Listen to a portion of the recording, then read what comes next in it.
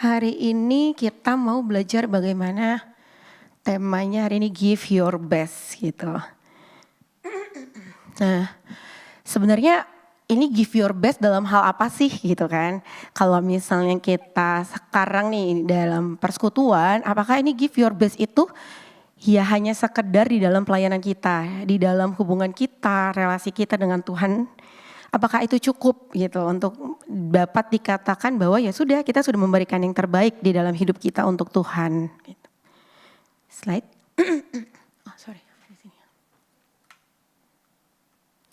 Ya, saya rasa sih kemarin pas buat ini ya perkiraan rata-rata umur teman-teman semua sekitar 20-an lah ya gitu kan. Nah, di dalam hidup kita nih yang udah 20 tahun ini sebenarnya ternyata peran kita tuh cukup banyak. Tuh, mungkin tanpa teman-teman sadari, kita tuh nggak cuma sebagai satu sosok selesai gitu. Kita tuh nggak cuma berperan sebagai anak misalnya, terus berperan sebagai karyawan, ternyata enggak. Banyak peran yang kita jalani di dalam kehidupan kita gitu. Secara mungkin seringkali itu nggak kita sadarin gitu. Nah misalnya nih, kita bekerja di kantor, artinya kita sebagai karyawan.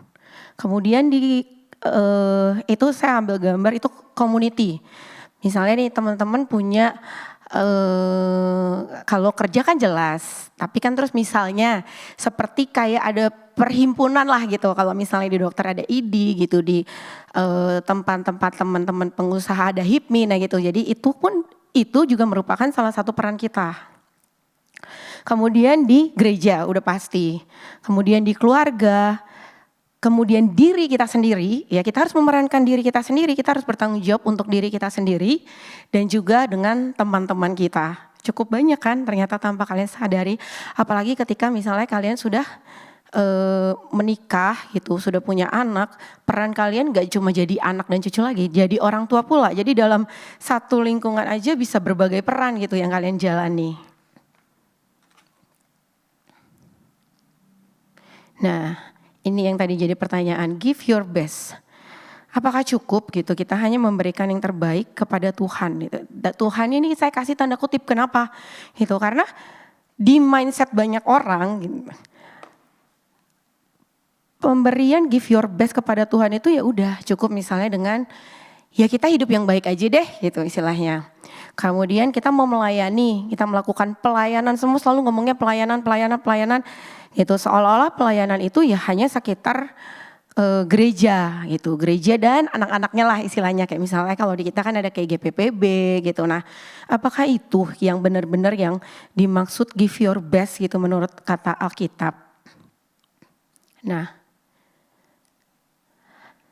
sebelum kita lanjut, tentu kita harus pahamin dong, kenapa sih kita harus memberikan yang terbaik gitu. Ingat ya, ini kata harus gitu. Jadi nggak ada kata kompromi.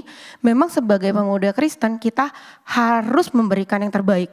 Kenapa? Nah, ternyata ada kok dibilang dari Amsal 3 ayat 9, muliakanlah Tuhan dengan hartamu dan dengan hasil pertama dari segala penghasilanmu. Apa sih maksudnya ini gitu? Ternyata kenapa kita harus memberikan yang terbaik itu adalah bentuk penghormatan kita kepada Tuhan.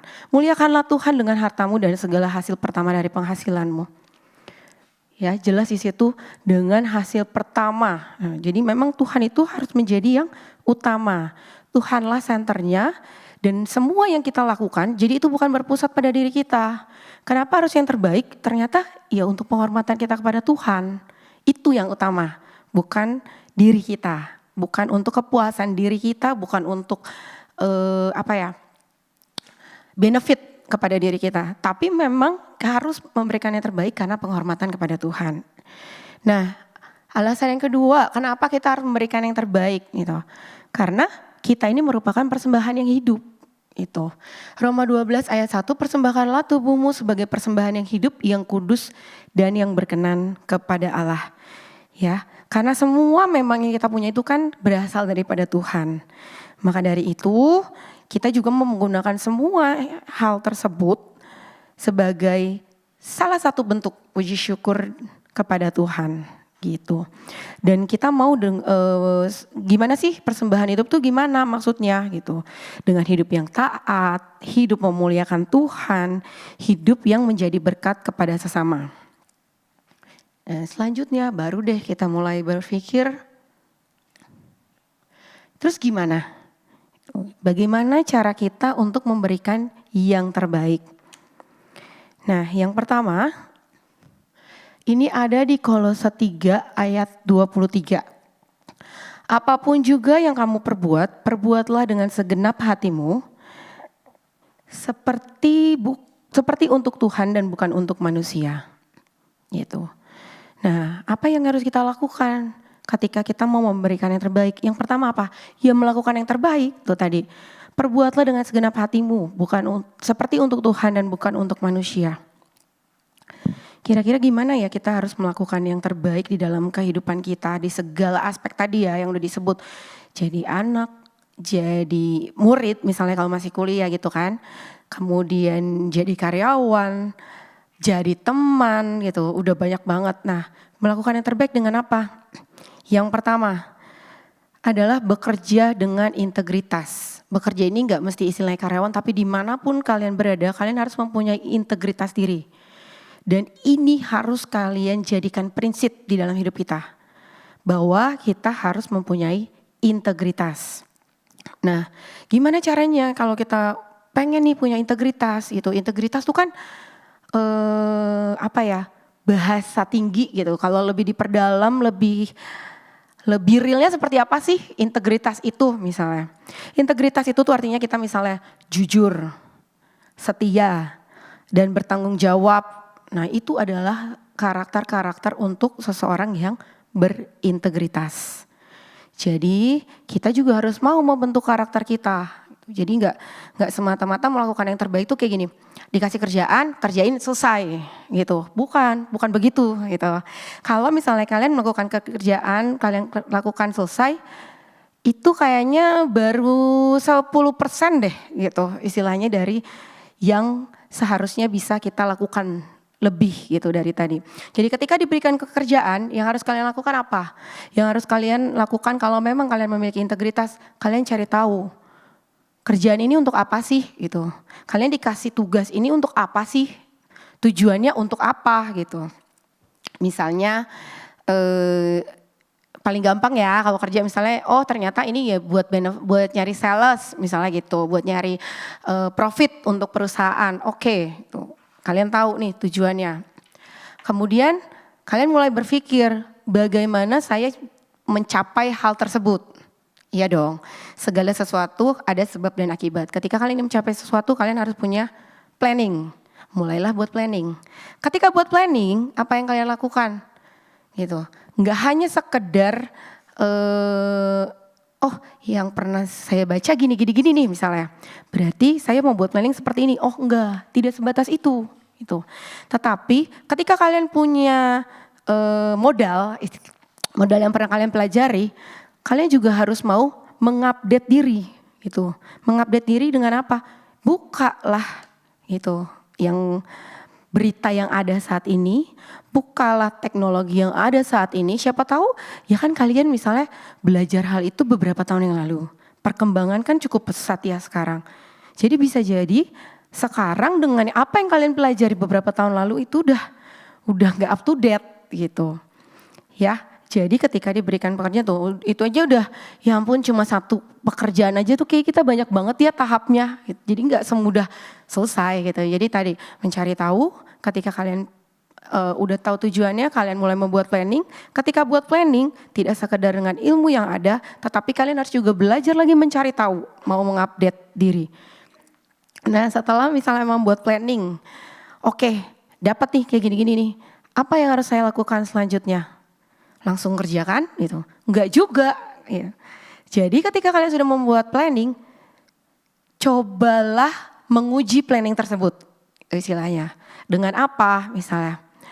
Ya dengan bertanya, misalnya kalau ke atasan, kalau memang kalian merasa atasan kalian cukup membimbing, silakan tanya, Pak, kan kemarin saya dikasih tugas seperti ini, saya punya rencana begini, gimana masukan dari Bapak?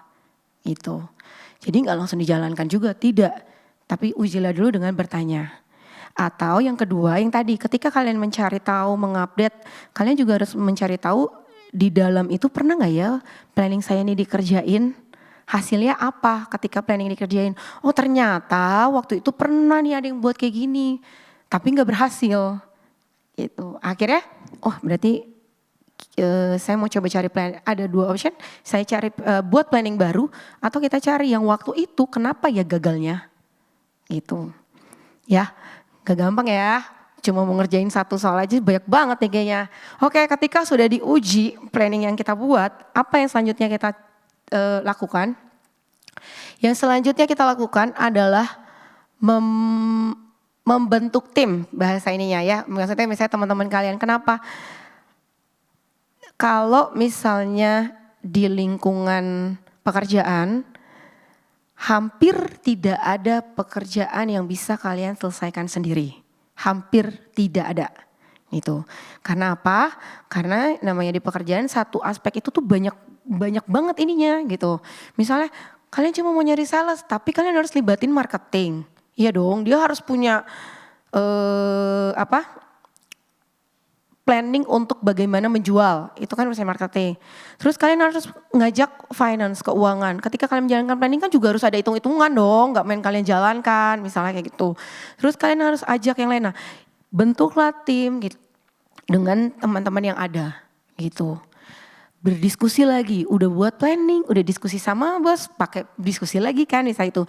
Dan 2 hal ini bisa sebenarnya diputar, bisa diskusi dulu dengan teman gitu, atau misalnya diskusi dulu dengan bos. Itu case by case ya, itu tergantung di tempat kalian masing-masing seperti apa yang ada gitu. Ketika sudah membentuk tim, bagilah itu job desk masing-masing. Arahkanlah gitu, misalnya saya punya planning kayak gini, jadi saya butuh bantuan nih gitu. Saya butuh bantuan kamu buat ini, yang kamu buat di bagian sini, yang ini di bagian sini. Oke, breng jalan. Oke, semuanya udah siap, udah direncanakan, eksekusi. Gitu. Setelah eksekusi selesai tugas kalian? Tidak. Apalagi yang kalian lakukan? Monitoring dan evaluasi. Ketika itu dijalankan, lanjutkanlah monitoring. Oh, yang ini kayaknya gak sesuai deh. Waktu itu tuh target tuh harusnya kayak gini nih. Evaluasi lagi. Dan itu akan terus menerus kalian lakukan di dalam hal apapun tugas yang diberikan kepada kalian. Panjang kan itu. Nah itulah bedanya dengan hanya sekedar melakukan ya udah dikasih kerjaan gue beresin selesai, sama bekerja dengan integritas tuh. Jadi kalau dengan integritas itu ibaratnya gini, kalian sudah memposisikan diri kalian sebagai orang ya dalam tanda kutip kayak owner kecilnya, sebagai bosnya, yang ibaratnya kalau sampai ada apa-apa dengan perusahaan ini gitu, itu pasti saya juga yang kecewa, saya juga yang kena dampak. Jadi kalian tuh udah berpikir jauh, nggak sekedar gini, ya udah kalau misalnya rugi kan ya udah, gue tetap digaji, gitu kan? Ya kan, karena kan biasanya rata-rata mau perusahaannya kayak gimana, pasti karyawan tetap digaji kecuali bangkrut, gitu. Nah tidak secatak itu, gitu. Jadi kalian benar-benar memposisikan diri kalian tuh kayak bertanggung jawab penuh, kalian adalah bagian dari suatu perusahaan tersebut. Itu yang dimaksud dengan bekerja dengan integritas ya. Jadi tadi bagaimana kita mau hidup jujur, setia. Nah setia ini agak challenge ya kalau saya rasa untuk di situasi sekarang. Setia di dalam kehidupan kita, ini saya ngomong dalam pekerjaan dulu ya, karena tadi kita bilangnya bekerja dengan integritas. Setia itu gimana ya kalau di sesuatu perusahaan dinilainya? Bisa dengan dinilai berapa lama kalian bertahan di satu perusahaan. Pindah perusahaan tidak pernah masalah, tidak ada yang salah.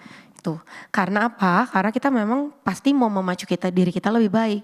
Kita selalu mencari opportunity yang lebih bagus gitu istilahnya. Gak salah, tapi akan harus kalian evaluasi diri kalian ketika istilahnya dalam setahun kalian udah pindah kerja sebanyak 3 kali misalnya. Kalau 2 kali berarti kan ini kerja terus kalian pindah, masih oke lah gitu misalnya. Jadi cuma 2 kali. Tapi kalau 3 kali mulailah bertanya kepada diri kalian sendiri. Jadi Jangan kalau kadang-kadang kan gini, iya habis yang kemarin tuh gini. Wah, oke, yang ini lebih parah lagi gitu. Kayaknya tuh semua yang salah adalah eksternalnya kalian gitu. Tapi kalau sudah 3 kali, cobalah kalian melihat ke diri kalian sendiri. Ada yang salah nih kayaknya sama diri saya sendiri. Kenapa saya tidak pernah bertahan di dalam satu perusahaan? Gitu. Karena kenyataannya dimanapun kalian kerja, gak ada yang tanpa masalah gitu. Tidak pernah ada perusahaan atau lingkungan yang tidak ada intrik di dalamnya, hampir nggak akan pernah gitu. Jadi mulai mengintrospeksi diri. Kenapa ya kemarin pindah karena alasan ini, sekarang pindah karena gue nggak suka sih. Jadi mulailah berpikir bahwa gini, kalau saya pindah-pindah terus, kapan saya bisa mengupgrade diri? Karena apa? Mengupgrade diri itu adalah gini. Kan jarang juga ya. Saya anggap kita semua di sini adalah kita mulai semua dari nol, ya. Bukan ibaratnya yang hidupnya udah gampang, bapak mama udah ada, saya udah tinggal ikut gitu. Enggak, kita mulai semua dari nol. Termasuk saya juga dulu bekerja dari nol gitu. Tidak ada campur tangan orang tua sama sekali gitu. Ketika kalian mulai bekerja tanpa privilege kita bilang, kalian kan nggak mungkin ya tiba-tiba jadi level manager gitu, nggak mungkin kan. Kalian pasti akan mulai dari karyawan dulu, staff biasa. Tuh. Kalau terus kalian sebentar pindah, menurut kalian di perusahaan selanjutnya kalian bisa langsung naik juga? Enggak kan? Itu pasti akan mulai lagi dari staff lagi. Terus kapan kalian naik ya kalau tiap 3 bulan kalian pindah jadi staff perusahaan ini, staff perusahaan ini, staff perusahaan ini, kapan kalian naiknya gitu. Dan CV itu akan dilihat dan akan jadi pertanyaan, wah ini orang kayak kutu loncat nih. Bahaya ini malah tidak bisa dipertanggungjawabkan gitu. Dan mulailah mengevaluasi diri sendiri dengan gini, membuat satu guide gitu istilahnya. Saya boleh pindah kerja kalau gitu misalnya, kalau tidak sesuai dengan prinsip misalnya. Ya tadi kita kan harus jujur, misalnya disuruh bohong gitu, suruh ngakal-ngakalin laporan pembukuan, silakan gitu, itu nggak masalah. Tapi kalau misalnya sekedar, iya saya tuh punya teman kerja nggak nyambung, ya udah gitu, itu kan bukan prinsip. Besok kalian pindah kerja juga belum tentu nyambung kok, gitu. Namanya juga orang kerja, ya jangankan itu, kalian sama orang tua aja kalian juga kadang-kadang gak nyambung kan, istilahnya yang orang tua berpikir seperti ini, kita berpikir seperti ini, apalagi dengan orang luar, gitu. Yang seperti itu harus kalian tahan, gitu. Jadi mulai bikin batasan-batasan yang masih bisa kita tolerir, mana yang tidak bisa kita tolerir, gitu. Ya, jadi usahakan untuk setia pada satu perusahaan. Nah, kemudian integritas itu seperti apa lagi selain tadi ya, kita mulai berpikir bagaimana ini tidak merugikan, gitu, bagaimana memajukan perusahaan ini, jujur, setia, gitu kan. Terus apalagi yang harus kita lakukan itu? Yang harus kita lakukan adalah ketika bekerja itu adalah men-challenge diri. Ya. Ketika kalian lama, kan rata-rata kalian tahu ya ada namanya masa percobaan gitu istilahnya. Masa percobaan rata-rata biasanya 3 bulan, 3-6 bulan. Kenapa? 3 bulan itu memang yang tadi kalian akan compang-camping. Itu amburadul banget, itu nangis darah istilahnya. Kok kayak gini ya, akan begitu gitu. Tapi biasanya lewat dari 3 bulan kalian sudah bisa beradaptasi. Ya, kenapa itu dibentuk itu udah dari ilmu psikologi dari zaman dahulu kok gitu. Jadi gak usah dipertanyakan dan sudah terbukti. 3-6 bulan itu adalah masa struggle kita. Ketika kita berhasil melewati, kita pasti udah nyantai. Istilahnya kita sudah bisa adaptasi dengan lingkungan baru itu gitu. Nah kemudian ketika kita sudah berada di zona nyaman, kita malas keluar. Itu masalahnya. Ya, jadi selain istilahnya kita setia berada di satu perusahaan juga coba juga dievaluasi. Selama 5 tahun kalian kerja, posisi kalian di situ doang. Patut dipertanyakan juga. Gitu. Ya, karena saya anggap kalian kan masih pada muda, masih merintis karir. Makanya kalau saya di tempat saya juga saya tidak pernah melarang, istilahnya misalnya ada tim saya yang meresign gitu, terus bilang kenapa? Iya, Dok, saya diterima di sini. Tuh, misalnya tadinya dia staf biasa, dia pindah dia jadi koordinator, naik tingkat dong gitu di tempat baru. Monggo, silakan gitu. Saya nggak pernah ngelarang, kenapa? Ya karena itu memang semua hidup itu ada jenjangnya, ada levelnya. Ya sama kayak kalian sekolah, kalian kan nggak kelas SD terus gitu kan, nggak SD, SMP, SMA, kuliah. Begitu pula setelah kerja ada level staf biasa, itu koordinator atau bosnya lah, itu ketua tim, naik lagi, misalnya beda-beda ya, kadif, kepala divisi atau apa.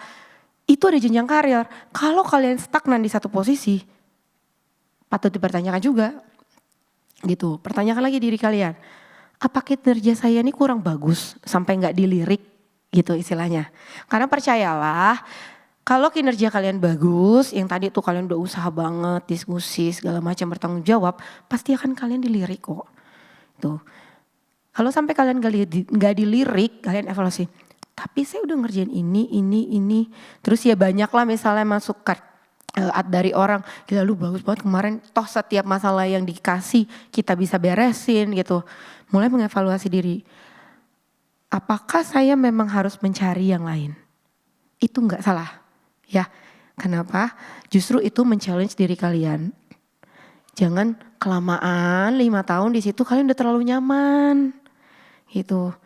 Besok ketika di-challenge kalian juga udah males. Sejujurnya pasti akan ada fase di situ kayak, ada sini tawaran, duh tapi kok males ya ke tempat baru, adaptasi lagi, penyesuaian lagi sama bosnya, terus harus mencari tahu lagi, istilahnya kan beda perusahaan beda cara ya. Itu biasanya udah males gitu, kalau udah di atas 5 tahun untuk men-challenge diri kalian udah males. Jadi kalau bisa sebisa mungkin ada opportunity kalian ambil, ada opportunity kalian ambil. Gitu. Harus mau memacu diri. Ya, itu adalah salah satu juga bagaimana kalian bekerja secara berintegritas. Tuh. Jadi kalau memang kalian merasa di satu perusahaan itu, saya yakin banget, itu bukan kepedean, bukan sombong ya gitu, tapi kalian harus ya lihatlah dari sekeliling lah gitu misalnya. Kalian merasa mampu memimpin, tapi kalian gak naik-naik. Ya udah tinggalkan kalau dari saya. Betul, itu artinya kalian tidak akan berkembang di situ. Ya, jadi kalian harus punya juga deadline, jangka waktu. Ya kalau saya pribadi, saya bilang 5 tahun tuh udah maksimal di satu perusahaan tidak naik jabatan. Itu setelah saya menjalani selama ini, itu yang bisa saya katakan. Kenapa? Karena namanya orang itu pasti ada yang resign, ada yang pensiun gitu. Sehingga pasti akan ada peluang untuk berputar istilahnya. Yang atasnya resign, yang bawahnya naik dong gitu. Yang bawahnya naik dong gitu, yang bawahnya naik. Nah perputaran itu akan selalu terjadi. Ketika kalian merasa diri kalian sudah maksimal dan 5 tahun tidak bergerak dari posisi, udah tinggalkan. Tuh, masih mending misalnya kalian dioper, misalnya gini, oh ternyata ketika dia di posisi ini dia oke nih. Terus bos kalian men-challenge, masih selevel tapi beda divisi. Itu gak apa-apa, kenapa? Karena mungkin dari bosnya kalian tuh udah ngelihat, oh ini bagus nih, kita coba di sini nih. Ketika kalian bisa melewati semua divisi yang diberikan, pasti percayalah kalian akan naik. Itu adalah cara atasan menilai. Itu jadi ketika kalian diputar misalnya tadinya dari sini, besok kamu pindah ya ke sini. Jangan menolak. Itu kalau saya. Gitu. Jangan menolak karena itu sebenarnya kadang-kadang merupakan salah satu cara mengetes gitu. Jadi ibaratnya gini, atasan kalian juga mengetes. Mau gak ya ini orang saya pindahin? Gitu. Gak mau, ya udah mendingan gak usah. Atasan tuh segampang itu, kenapa? Karena kalian keluar pun saya masih bisa cari yang baru gitu loh istilahnya dia. Tapi kalau mau itu appreciate pasti dia gitu. Apalagi ketika kalian pindah, kalian menunjukkan lagi tuh kinerja kalian gimana. Tuh ya, jadi jangan ragu untuk mengupgrade dan men-challenge diri gitu. Nah kemudian ya selanjutnya apa lagi? Jangan melakukan yang terbaik juga apa gitu. Jangan perhitungan ya. Saya tahu dan saya juga ngerasain gitu. Yang ada sekarang memang semuanya dihitung gitu. Ini yang saya rasain ya, tapi mudah-mudahan teman-teman enggak gitu. Jadi ibaratnya gini, kalau zaman dulu kita kerja, kita tuh dikasih kerjaan apa aja tuh dilahap gitu. Karena kita kalau orang dulu tuh berprinsipnya gini, cari kerja susah kalau dulu. Tapi sekarang jangan salah, sekarang juga lagi susah. Karena banyak perusahaan tuh efisiensi karyawan gitu. Jadi harus hati-hati juga nih. Kalau dulu betul banyak lapangan kerja terbuka, tinggal pindah, kalian gak suka di sini pindah sini, pindah ke sini banyak-banyak. Tapi sekarang sudah tidak gitu. Jadi harus hati-hati, seleksi semakin ketat gitu. Nah, kalau dulu itu kita kerja, kita tuh benar-benar di mindsetnya kita tuh gini, kalau orang dulu itu bos saya, apapun yang bos saya bilang saya ikut gitu. Maksudnya ya kalau orang bilang tuh budak korporat gitu. Jadi dikasih kerjaan ini kerjain. Besok tiba-tiba ada temen yang sakit, kerjaan dia dikasih ke kita kerjain. Begitu gitu. Kalau yang sekarang, loh itu bukan kerjaan saya Pak, saya gak mau, itu bukan tupoksi saya. Gitu. Job dia saya ini. Wah kalau itu agak sulit tuh kalau sekarang ya. Itu jadi maksudnya selama ingat ya, selama misalnya ada alasannya juga. Misalnya itu teman kalian sakit kok, tolong digantiin. Atau misalnya ada yang resign, belum ada pengganti, take over. Kalau saya kan sementara gitu ya. Toh atasan misalnya bisa menjelaskan, sementara tolong bantu saya biar kita bisa tetap bergerak nih divisinya. Kalau enggak kan jomplang gitu. Lakukan, jangan terlalu perhitungan gitu ya. Karena ya level-level bos itu memang akan melihatnya di situ. Oh dia nih kalau kerja beneran, tadi integritas dia, tanggung jawab, nggak perhitungan. Oh itu udah nilai plus. Gitu ya. Jadi mindset udah mulai harus dirubah nih gitu. Jadi bukan yang istilahnya, ya udah kalau misalnya ini saya keluar, saya masih banyak pekerjaan yang lain, saya bisa cari yang lain. Ya, karena memang nggak tahu sih gitu. Sekarang saya pernah di tempat saya, ibaratnya baru kerja sehari resign, ada bukan resign bahkan ya masih percobaan. Besoknya udah nggak mau kerja lagi, ada yang baru seminggu kerja, habis itu gak mau kerja lagi, ada. Tuh. Bahkan ada yang alasannya yaitu segitu menurut saya gitu. Menurut saya pribadi agak terlalu sepele. Misalnya gini, kalau kita kan kerja itu shift ya, kalau di rumah sakit itu shift. Cuma kebetulan orang ini sedang menangani pasien ini. Ya harus dia selesaikan dong, itu maksudnya. Nah dia tidak menyelesaikan karena dia merasa jamnya udah lewat. Kan tinggal selesain, abis itu lu boleh pulang gitu. Masa iya lagi begini terus ditinggalin gitu kan gak lucu.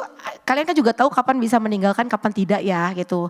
Jadi harus punya harus wise juga gitu. Gak bisa kucuk-kucuk langsung udah jam 4 nih gue pulang ya. Lah yang sesudahnya kan gini, bukan yang gak mau gantiin, ya tadi gimana sampai mana nih penjelasannya kan juga kita gak tahu gitu loh. Diselesain dulu aja. Kalau udah selesai, ya udah silakan pulang, nggak perlu ditungguin misalnya kayak gitu. Dia nggak mau. Terus dia resign katanya gini, ya saya pulangnya nggak tepat waktu, overtime. Ya ampun, kalau overtime itu 2 jam 3 jam itu overtime. Lah kalau cuma berapa menit aja lu selesai ngomong sampai ini aja susah banget, udah baik gitu istilahnya. Segitu, ya itu segitu streetnya yang gitu. Maksudnya gue pulang jam 4, gue pulang jam 4 gitu ya. Jadi buat saya itu hal yang konyol sih gitu, tapi itu real gitu. Karena memang saya juga nggak tahu mindsetnya seperti apa nih yang generasi sekarang. Pokoknya gue dibayar segini, gue kerja jam segini sampai jam segini, udah. Tuh, lewat dari itu nggak bisa, kecuali bos bayar saya overtime. Hah? Gitu.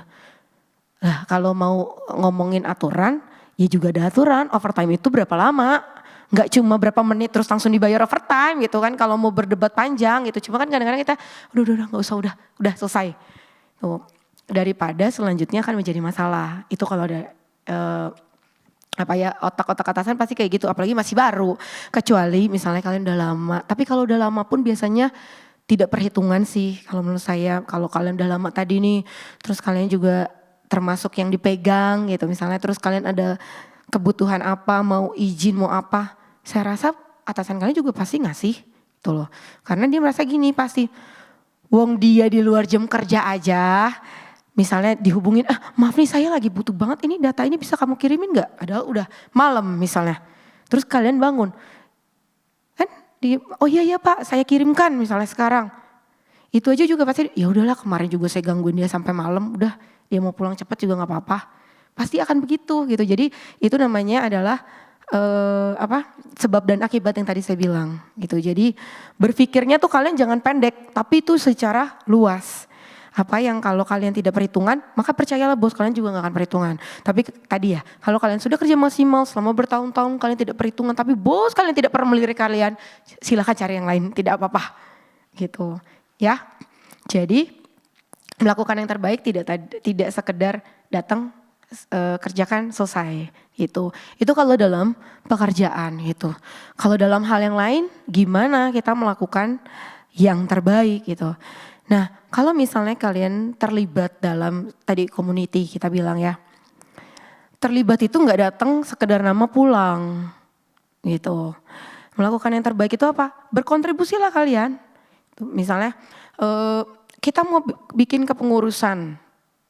Enggak masalah kalau misalnya ya kadang itu saya juga kadang bukan tipikal orang yang menyodorkan diri kok gitu.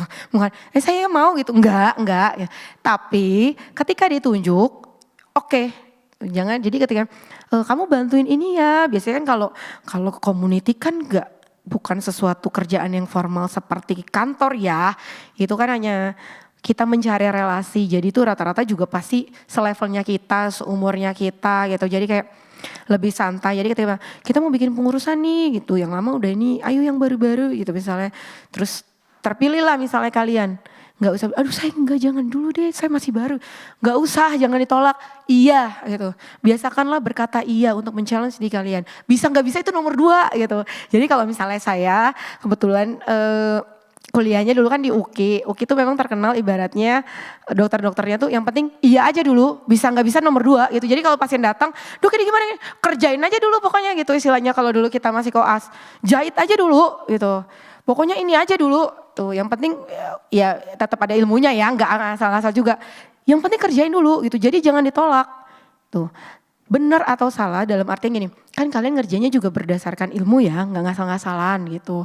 Kalaupun nanti ada kesalahan atau ada miss, ya nggak apa-apa, jadikan itu pelajaran gitu. Karena itu tadi saya bilang, kalau kalian tidak pernah men-challenge diri kalian nggak akan berkembang. Kalian nggak akan tahu kalau, oh ternyata kalau gini salah, oh ternyata kalau gini salah ya, oh ternyata harusnya kayak gini ya. Karena praktek tidak sebatas, tidak seperti teori. Teori tertulis tahapnya gini ya, 1 gini, 2 gini, 3 gini, ketika dilakukan gak bisa begitu. Jadi kalian belajarnya di mana? Pas melakukan. Jadi ketika di community, kalian di challenge, iya saya mau ikut. Tuh. Atau misalnya nih lebih gampangnya gini di pertemanan deh gitu. Di pertemanan terus kalian diajak sama teman kalian. Kita gue sekarang lagi ikut yang lagi banyak padel sih ya, misalnya itu ke padel, lu mau ikut gak gitu. Ini banyak teman-teman kenalan itu. Jadi kan karena apa yang tadi kayaknya saya pernah ngomong bahwa seumuran kalian itu harus dicari relasi gitu. Jadi bukalah relasi kalian sebesar-besarnya ya. Jadi kalau dikenalkan ya kenalan aja, nggak apa-apa, kenalan itu nggak dosa kok gitu kan. Kenalan aja gitu. Selanjutnya seperti apa itu udah nomor 2 ya. Jadi misalnya lo mau ikut nggak gitu, temenin ayo deh ikut. Ya udah nggak apa-apa, ikut selagi masih bisa. Dalam artian gini, tidak mengganggu juga kerjaan utama kalian, tidak mengganggu juga waktu pelayanan gitu ya, tidak mengganggu yang lain-lain deh istilahnya. Oh bisa sih gue jam segitu kosong, nggak masalah. Ya, selama itu tadi tidak mengganggu semuanya dan tentu tidak mengganggu kantong ya. Kalau memang nantinya sudah kok ini ikut beginian lama-lama tiris juga ya nih dompet, ya sudah stop gitu istilahnya. Jadi lihat kemampuan dari masing-masing juga ya. Jadi selalu mau diajak, mau terlibat, biasakan jangan menutup ataupun menolak kesempatan yang ada, peluang yang ada. Nah terus gimana lagi melakukan yang terbaik di dalam hal lain, tadi misalnya kerjaan udah, community udah. Di pertemanan yang melakukan yang terbaik itu seperti apa gitu. Ya kalau memang ada teman butuh bantuan, silakanlah membantu gitu. Jadi ngapain nih gue bantuin dia ya? Oh, kalau bisa bantu, kalau nggak bisa ya nggak usah, nggak apa-apa gitu kan. Tidak ada keharusan kalau namanya membantu. Tapi kalau bisa ya tolong gitu. Misalnya gampangnya nih, kalian tahu orangnya oke, kalian udah kenal dekat, kalian tahu dia jago di mana. Ya tadi saya bilang, terus dia cari kerjaan tuh tapi susah, ya emang kondisinya lagi susah. Terus kalian ada lah misalnya tempat kalian, ada lowongan nih, mau coba nggak? Itu kan nggak apa-apa, namanya membantu teman. Tolonglah sebisa. Tapi kalau misalnya gini, gue nggak bisa nih. Terus kalian mau memaksakan diri, itu juga salah. Ya, melakukan yang terbaik itu adalah memberikan dari apa yang kalian punya ya. Berikan apa yang kalian punya yang terbaik. Bukan dari apa yang tidak kalian punya. Jadi kalau nggak bisa ya bilang, aduh maaf banget ya gue nggak bisa bantu. Misalnya dia lagi kesulitan keuangan, dia minta berapa juta. Harus kalian lihat rekening kalian aja segitu. Gitu kan, kalian kan juga harus bijaksana ya istilahnya. Kalau kalian kasih semua duit kalian terus kalian besok mau ngapain, mau gimana gitu kan. Ya misalnya, oh saya cuma bisa bantu segini, ya gak apa-apa gitu istilahnya. Tapi juga jangan langsung, oh gak bisa gitu. Padahal ternyata kalian bisa ya. Itu maksudnya kalau melakukan yang terbaik di dalam pertemanan. Kalau di keluarga gimana? Di keluarga kalau rata-rata di sini kan sebagai anak ya gitu. Kalau sebagai anak melakukan yang terbaik sebenarnya simple, orang tua tuh simple. Simple dalam artian ininya pembahasannya simple tapi melakukannya emang agak susah gitu. Orang tua tuh sebenarnya ngelihat anaknya sukses aja tuh udah senang gitu, udah bangga banget dah dia gitu istilahnya. Ketika kita mampu hidup mandiri, itu udah nomor satu. Ya, kenapa? Karena orang tua kan juga pasti pengennya ketika mereka sudah tidak ada, anak saya masih bisa hidup. Istilahnya seperti itu. Itu pasti semua orang tua akan berpikir seperti itu. Jadi ketika kita sudah mandiri, kita mampu berdiri sendirilah, udah kita, mama papa gak usah pusing lagi gitu. Ibu bapak udah gak usah pusing lagi gitu. Saya udah bisa sendiri, ibu bapak, mama papa udah kerjaan itu udah untuk mama papa aja. Itu syukur-syukur kalau kita masih bisa membantu orang tua. Ya karena kan mungkin umur orang tua kita juga udah pensiun gitu, udah gak ada kerja, ya kalau ada uang pensiunan gitu kan, kalau enggak ya kita yang harus menghidupi mereka, udah berbalik gitu. Kemudian apalagi yang bisa kita lakukan sebagai anak gitu, selain ya itu tadi sukses mandiri membanggakan orang tua, yang kedua tentunya kita harus menjadi anak yang minimal, yang tidak gitu misalnya, anak yang tidak boleh memalukan nama orang tua. Ya kita harus menjaga nama baik orang tua. Itu adalah dua hal yang menjadi mutlak gitu yang harus kita lakukan sebagai anak. Ya jangan sampai istilahnya kita pikir udah ini hidup gue gitu. Terus ternyata itu bukannya anaknya si ini. Kan jadi omongan. Itu juga sedih loh orang tua. Jadi sebisa mungkin kita juga melihatkan diri kita, kelakuan kita. Jangan sampai gitu nanti ada orang yang menyebutkan nama seperti itu. Gitu istilahnya menyebutkan sampai, itu bukan anaknya itu ya? Kok dia kayak gitu ya? Nah, itu gak enak banget sih gitu buat orang tua. Dan itu menyakitkan banget untuk orang tua kalau sampai mendengar hal tersebut. Nah terus posisi kita gimana lagi nih melakukan yang terbaik. Misalnya untuk apa sih, untuk siapa lagi kalau di keluarga? Ya sebagai kakak, sebagai adik gitu. Ya harus saling mendukung, saling tolong menolong gitu. Semakin dewasa mungkin kita akan semakin renggang hubungannya dengan keluarga, terutama dengan saudara. Kalau dengan orang tua biasanya soalnya orang tua yang ini kita gitu, yang mengayomi, masih nanyain. Kalau sama kakak adik mah udah lulu gua gitu. Kalau udah gede, kalau udah kayak kalian ini udah jarang, pasti jarang komunikasi. Ada kayak yang di sini teleponan setiap hari dengan kakak adiknya? Gak akan ada kan itu. Tapi kalau dari orang tua masih ada gitu, masih ada minimal sekedar ngasih kabar. Atau misalnya orang tuanya itu tadi, orang tuanya yang jemput bola jadi dia yang nanyain kamu gimana hari ini. Tuh. Kalau kakak adik jangan harap gitu kalian berkomunikasi tiap hari. Nah itulah yang harus tetap dibangun gitu istilahnya. Oke, gak apa-apa tidak komunikasi setiap hari tapi minimal kalian tahu kondisinya mereka. Tuh jangan nanti tiba-tiba bisa gini, kalian aja gak tahu itu saudara kalian masuk rumah sakit. Kan lucu ya. Tuh. Jadi saya paham mungkin tidak harus berkomunikasi setiap hari. Tapi minimal kalian tahu kondisinya saudara kalian seperti apa. Gitu. Ya itu untuk yang di keluarga. Kemudian bagaimana juga sih kita memberikan hal yang terbaik. Tadi memberikan yang terbaik ternyata harus dengan hati yang tulus. Nah, ini tuh sebenarnya ayatnya cukup panjang, tapi intinya adalah Markus 12 ayat 41 dan 44 itu adalah tentang persembahan janda miskin. Jadi kalian pasti tahu ya, kalau misalnya cerita yang tentang janda miskin itu yang ibaratnya dia hanya ngasih 2 keping, tapi Tuhan bilang itu adalah persembahan yang sangat mulia, yang terbesar dibandingkan yang lain yang ngasih ting banyak banget. Kenapa? Karena emang dia cuma punya 2 keping, itu dia kasih semua. Itu. Jadi yang dilihat bukanlah seberapa besarnya, tetapi bagaimana dia memberikan dengan hati yang tulus, tidak berhitung, tadi kan. Terus ya emang itu adalah yang terbaik yang dia bisa berikan. Jadi bukan, berarti gini, akan lebih mudah memang istilahnya gini, ketika kalian punya duit 50.000, kalian 10.000, kasih 10.000, gampang dong. Tapi ketika kalian punya duit 50.000, kalian disuruh kasih 50.000 itu semua, kalian mulai berpikir. Itu istilahnya. Jadi kenapa sih hal terbaik itu bukan hanya dinilai dari sesuatu hal yang besar. Karena setiap orang punya perbedaan, punya kapasitas masing-masing. Gitu yang tadi saya bilang. Misalnya yang satu emang punya duit 50.000, dia mau ngasih 10.000 juga gampang. Yang satu cuma punya duit 10.000. Ngasih 10.000 juga udah susah banget tuh. Karena semuanya yang dia kasih. Tuh. Jadi tidak bisa dilihat dari jumlah. Tidak bisa dilihat dari quantity gitu, kuantitasnya. Tapi dilihat dari kualitasnya. Sama juga itu dengan yang kita lakukan. Nah, misalnya apa sih yang kita lakukan dengan hati yang tulus, bagaimana kita memberikan yang terbaik itu. Yang pertama, tadi tidak mengharapkan imbalan. Ya, tidak mengharapkan imbalan dalam artian ini. Ketika kita mau membantu seseorang, jangan pernah ada berpikir bahwa gini, suatu saat kalau saya sulit, nanti dia pasti bantu saya. Gak usah mikir itu. Udah bantu mah bantu aja. Jadi ketika besok kita kesulitan dan kalian lihat dia tidak menolong kita, jangan kaget.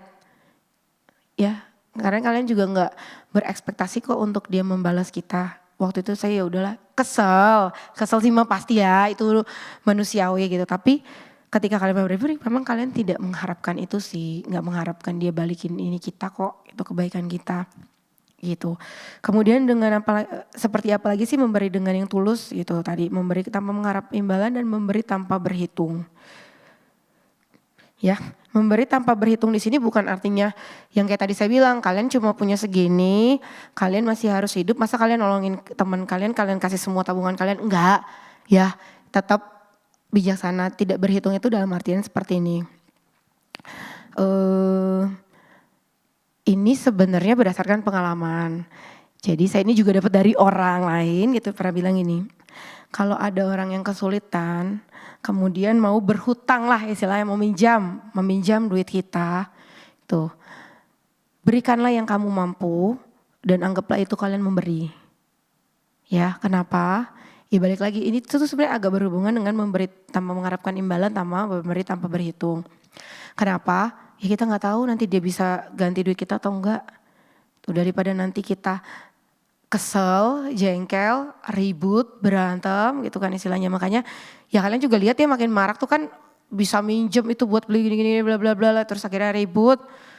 Mendingan akhirnya saya juga sudah di tahap tidak lagi memberikan pinjaman. Tapi istilahnya kalau misalnya ada orang yang benar kesulitan, saya cuma bisa bantu segini. Dah, besok dia mau balikin syukur, gak dibalikin ya udah. Gitu. Ya, jadi gak usah berhitung. Kemarin dia minjem duit gue nih segini, hari ini dia minjem lagi segini, itu minjem lagi segini nih itu.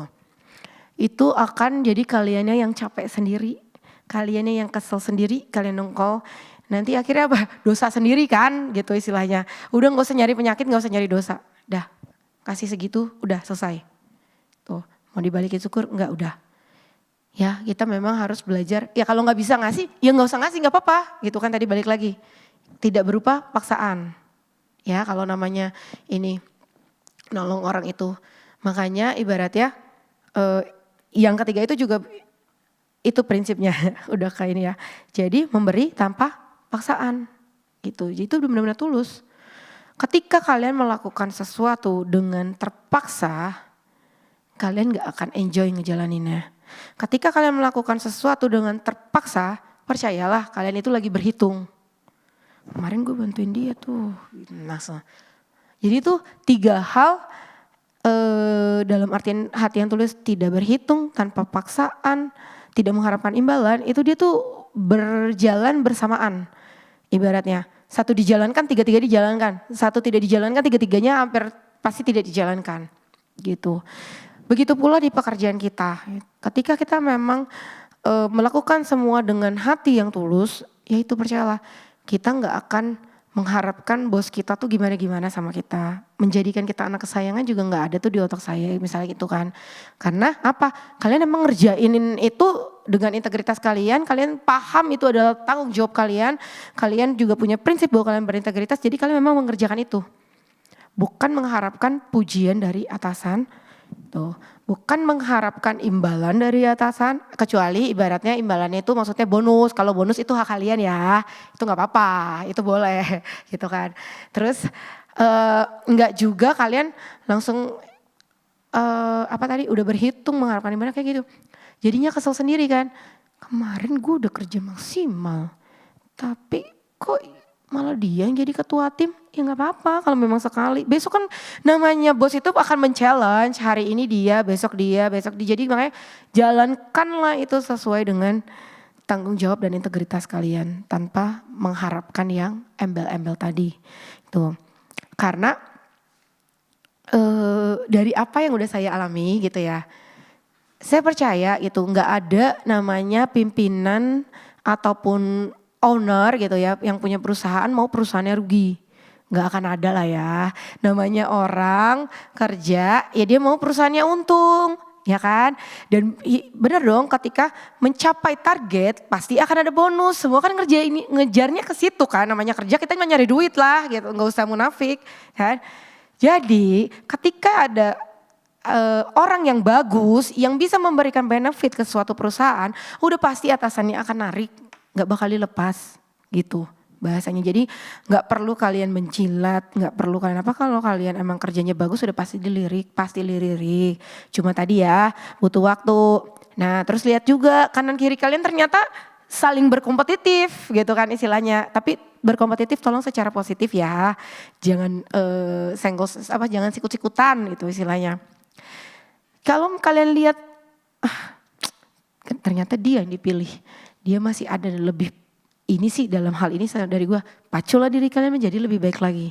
Ya, jadi ketika kalian punya kompetitor dalam tanda kutip di dalam internal, jadikan itu positif, ya, bukan disikut, tapi kalian, gue masih kurang nih bagian ini nih, kejar gitu, kejar di bagian itu, gitu. Jadi ininya secara positif.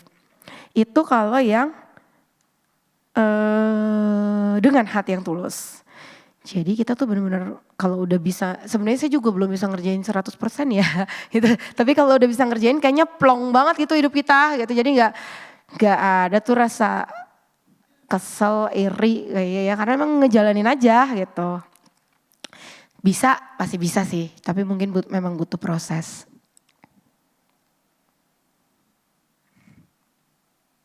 Next, gak keganti. Oke, nah gimana sih kita mau mengaplikasikannya ke dalam diri kita itu.